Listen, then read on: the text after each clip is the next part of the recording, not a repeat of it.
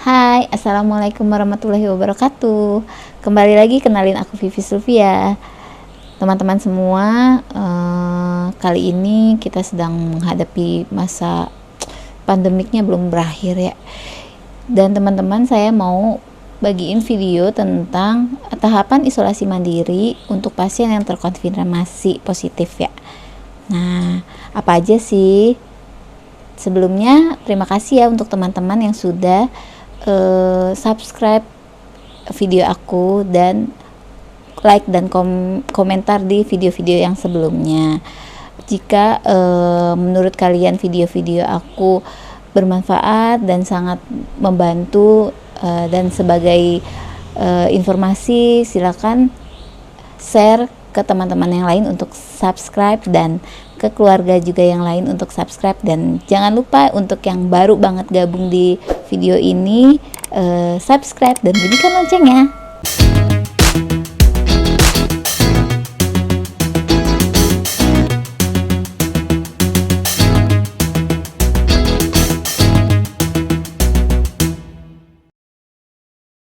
Ya, sekarang aku mau bahas tentang tahapan isolasi mandiri pada pasien yang terkonfirmasi positif COVID-19. Jadi beneran memang IGD itu ramai gitu kan. Datang-datang pasien dengan sesak, dengan saturasi oksigennya yang sudah turun. Ya memang bikin capek gitu. Nah, makanya beberapa puskesmas atau beberapa klinik atau rumah sakit itu ada beberapa menyarankan untuk pasien yang terkonfirmasi positif itu melakukan isolasi mandiri. Tapi teman-teman, ini isolasi mandiri itu yang digolongkan kategorinya terkonfirmasi dengan gejala yang ringan sedang ya.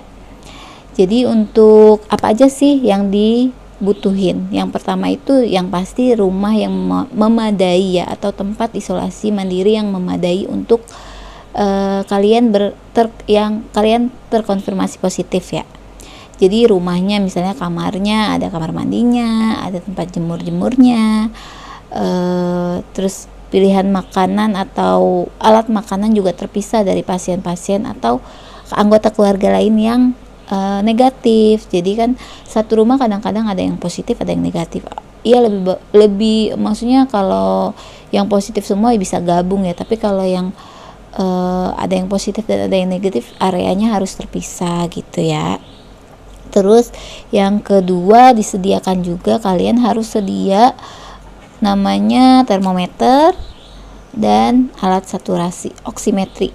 Nah, alat oximeter ini untuk mengukur kadar oksigen di dalam darah kita. Jadi kalian butuh ini ya. Dan yang ketiga itu kalian butuh desinfektan, alat spray desinfektan, terus bikin semprot-semprot gitu, dan alat cuci-cuci, ngepel-ngepel gitu, alat kebersihan rumah ya. Nah, kita mulai aja ya. Apa aja sih yang bisa dilakuin saat kita isolasi mandiri? Nah, yang pertama, istirahat.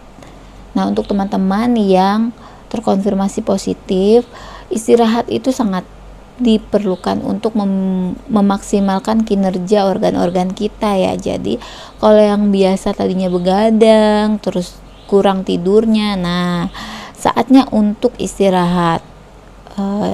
Tidurnya yang cukup 8 jam sehari itu memang harus maksimal ya. Dan yang kedua, kurangi stres. Kurangi stres. Jadi kurangi stres itu sangat mempengaruhi imun dalam tubuh kita. Jadi kalau misalnya kalau kita stres, otomatis kan drop ya. Nah, jadi kalau misalnya lagi sarannya sih, kalau misalnya lagi isolasi mandiri, sebaiknya kita cari informasi yang positif-positif aja. Jadi kalau misalnya di handphone tuh jauhin dulu tuh. Jadi jadi gadget kita tuh jauhin dulu. Atau kalau misalnya lagi mau lihat berita-berita, ya berita-berita yang positif aja, jangan berita-berita yang lihat angka covid yang semakin tinggi, banyak yang meninggal, atau kok makin parah variannya, itu sangat bikin stres. Jadi kalau bisa sih jauhin dulu tuh. Kita harus fokus sama penyembuhan kita. Kalau misalnya memang lagi, mending lakuin hobi. Kalau misalnya kalian memang hobinya lagi gambar, hobi ngelukis ya, yang tadinya nggak sempet kita lakuin saat kita lagi normal, maksudnya lagi nggak ada terkonfirmasi atau lagi nggak sakit, kita lakuin. Untuk gejala yang ringan ya masih bisa untuk gambar, ngelukis, baca ya, itu ya. Selanjutnya yang ketiga, jangan lupa minum vitamin. Jadi vitamin C, vitamin D, vitamin E itu kan disarankan ya, selain dari makanan yang bergizi, tentunya tinggi protein ya. Terus itu kalau misalnya memang konsumsi vitamin D, lakuin juga jemur untuk memaksimalkan konsumsi vitamin yang dikonsumsinya gitu ya. Oke, selanjutnya yang keempat, lakukan aktivitas fisik. Jadi kalaupun misalnya memang lagi isolasi mandiri, apalagi dengan gejala yang ringan, ya jangan jadi mager, jadi nggak mau jadi tiduran aja sepanjang hari. Atau misalnya lagi hobi nih nonton Korea, atau nonton aja sepanjang hari tanpa maksudnya tanpa gerak gitu ya. Untuk pasien terkonfirmasi positif itu aktivitas harus biasa aja. Kalau masih bisa aktivitas ngepel, nyapu, ya kita bersih area area tempat isolasi mandiri kita gitu ya. Jadi harus olahraga yang ringan gitu. Oke, lanjut yang kelima. Yang kelima itu observasi saturasi oksigen. Saturasi oksigen seperti saya bilang tadi, apa sih fungsinya oximeter itu? Nah, ini untuk mengukur kadar oksigen di dalam darah kita. Jadi kita harus rutin mencek. Kalau untuk saat kebetulan saya saat bertugas itu menghadapi pasien-pasien yang COVID, kami melakukan pengecekan rutin tensi nadi seperti itu ya, tensi nadi, nafas, dan saturasi oksigen tentunya. Itu kalau maksudnya untuk pasien yang observasi itu bisa bisa sehari 3 kali, kan kita 3 shift ya, 3 kali sehari itu dicek. Tapi kalau untuk kalian yang isoman, ada baiknya harus punya ini agar mencek saturasi oksigen di dalam darah kalian. Jadi kalau misalnya saturasi oksigennya lebih dari 95 ya, kalian bisa melanjutkan untuk isolasi mandiri kalian. Tapi kalau misalnya udah kurang dari 95, kalian bisa komunikasi. Nah, itulah fungsinya, kalian harus lapor ke puskesmas atau wilayah tempat kalian isolasi mandiri agar tahu tuh, terpantau sama puskesmasnya. Dan biasanya puskesmasnya konfirmasi, maksudnya WA atau chat kalian ya, atau telepon kalau misalnya tiap harinya nanya keluhan atau gimana. Nah, nanti kalau misalnya memang saturasinya di bawah 95 atau tidak normal, nanti puskesmasnya akan konfirmasi harus apa yang kalian lakukan gitu ya. Nah, untuk yang keenam, disarankan untuk prone posisi 4-6 jam sekali selama 5-10 menit. Nah, untuk yang gejala ringan, sedang itu bisa melakukan prone posisi seperti gambar di bawah atau di samping. Oke. Nah, prone posisi ini dipercaya meningkatkan saturasi oksigen kita. Tapi untuk teman-teman yang sedang isolasi mandiri tapi saturasi oksigennya di bawah 95, selain melakukan prone posisi, kalian harus melakukan konsultasi ya ke dokter yang lebih ahli. Jadi selama berapa lama atau konfirmasi saturasi oksigennya selanjutnya seperti apa gitu ya. Yang ketujuh, jaga lingkungan tetap sehat. Nah, itu dia fungsinya tadi. kita sediain desinfektan, cairan pelan, terus spray-spray, ya itu tuh bikin buat kita ngelap-ngelap. Jadi kalau masih untuk gejala yang ringan, apalagi nggak ada demam, masih bisa tuh untuk lap-lap, bersih-bersih rumah, bersih-bersih wilayah kita, tempat kita isolasi. Nah gitu ya, dipel, jadi jangan mager gitu ya. Tapi perlu diperhatikan juga kalau misalnya memang ada demam, sebaiknya bed rest total ya. Jadi usahakan kalau misalnya demam jangan aktivitas, jadi mendingan bed rest aja, terus minum yang banyak. Jadi setiap 1 derajat penambahan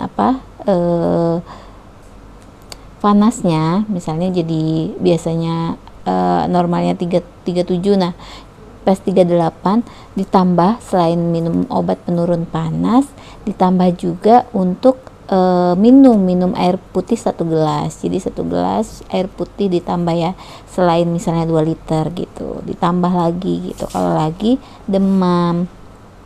Yang ke-8, nah ini yang paling penting, jangan minum sembarangan obat, obat antivirus, obat antibiotik. Nah itu harus konsultasi dulu ya dengan dokter. Jadi dokter akan meresepkan sesuai dengan kriteria gejala. Jadi kalau misalnya memang nggak butuh antibiotik atau nggak butuh antivirus, ya sesuai dengan rekomendasi. Jadi jangan misalnya kalian dengar tetangga saya nih sembuh dengan obat ini, jadi ujuk-ujuk aja beli, cari aja sendiri di apotek, ya jangan ya.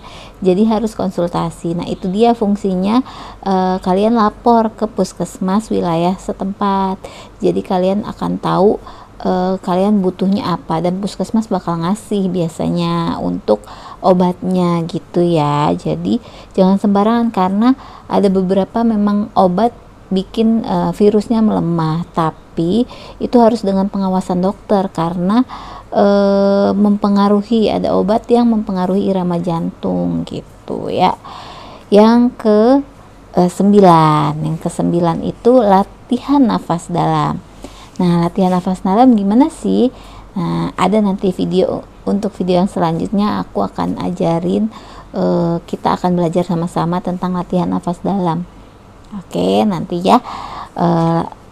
Setelah itu selanjutnya yang ke-10 itu jangan lupa untuk cuci hidung dengan larutan NaCl. Gimana caranya?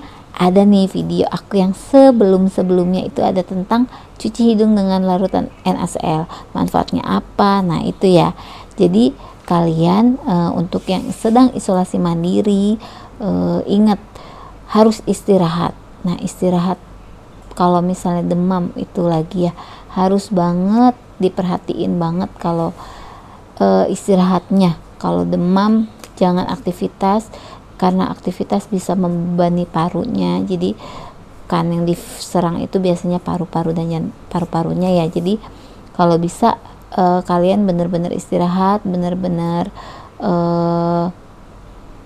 pemulihan ya, fokus sama pemulihannya. Terima kasih teman-teman sudah menonton video ini. Jangan lupa like, komentar yang membangun tentunya, dan kalau mau tanya juga boleh di kolom komentar, atau mau video apa selanjutnya boleh banget. Kalau kalian merasa video ini sangat bermanfaat dan mendapat informasi dari video ini, silakan bantu share ke teman-teman lain, ke keluarga kalian. Jangan lupa untuk yang baru banget tonton video ini, video aku selanjutnya juga banyak, boleh banget subscribe dan like, komentar ya. Terima kasih, semoga kita sehat terus, keluarga kita sehat terus, pandemik ini segera berakhir. Oke, semangat ya. Tetap terapkan 6M, jangan lupa dukung vaksinasi. Oke, assalamualaikum warahmatullahi wabarakatuh.